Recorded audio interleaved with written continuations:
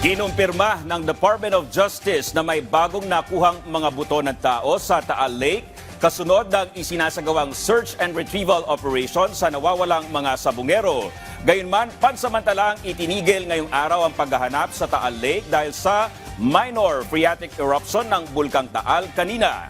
Yan ang ulat ni Vel Custodio. Kinumpirma ng Department of Justice na may nakuha ng buto ng mga tao sa search dive sa Taal Lake ngayong araw. Sa 4 na sako na nakuha ng unang batch ng divers ng Philippine Coast Guard, 2 dito ay may lamang buto at 2 naman ay may lamang buhangin na pampabigat.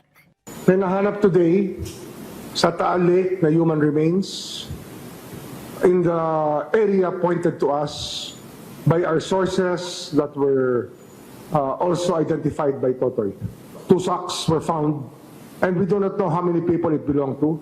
Ang lugar naman kung saan mismo nakita ang mga sako ngayong araw ay eksaktong lokasyon na itinuro ng mga informants ng DOJ, kasama na si Julie Patidongan o alias Totoy, kung saan umano itinapon ang mga nawawalang sabungero. Yung nahanap today sa quadrant na yon sa Taal Lake is a positive indication that he knew what he was talking about. Kasi nga, andito na nahanap yung na-identify na. Tinanong yung guide kung saan na pupunta, tinuro nila kung saan pupunta para mahanap. Yun, true enough, nung dinive doon, tumbok. So very reliable ang mga kausap namin na witnesses actually. Habang hinihintay ng PTV News Team ang sumunod na batch ng divers, nagbuga ng usok ang Bulkang Taal na tanaw mula sa Laurel, Batangas. Makikita nyo sa aking likuran ang minor phreatic eruption mula sa main crater ng Bulkang Taal pasado 3:00 ng hapon. Ayon sa PHIVOLCS, 3:01 hanggang 3:13 PM nagbuga ng usok ang main crater ng bulkan. Tiniyak naman ni PHIVOLCS Monitoring and Eruption Prediction Chief Maria Antonia Bornas na lagi nang nangyayari ang minor phreatic eruption simula 2021. Nasa opposite direction o location din ng bulkan ang bahagi ng lawa kung saan isinasagawa ang retrieval operations.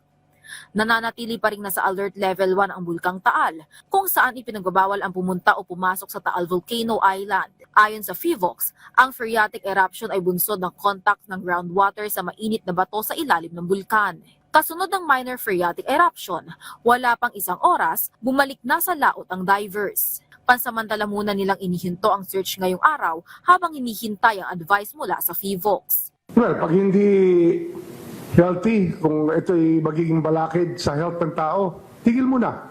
Hindi naman magtutuloy-tuloy ang PHIVOLCS will advise us kung pwede, kung safe o hindi. Naging ligtas naman ang retrieval sa kabila ng pagbuga ng usok ng bulkan. Samantala, ayon kay Remulla, posibleng may kinalaman pa rin sa isabong ang mga hinukay na labi sa Laurel, Batangas. Ito mukhang isabong to yung 3. Kasi sa lipan na wala eh. Noong 2020, may lumutang na mga katawan sa Taal Lake. Ito, kinuha ng police natin, ng police department at that time.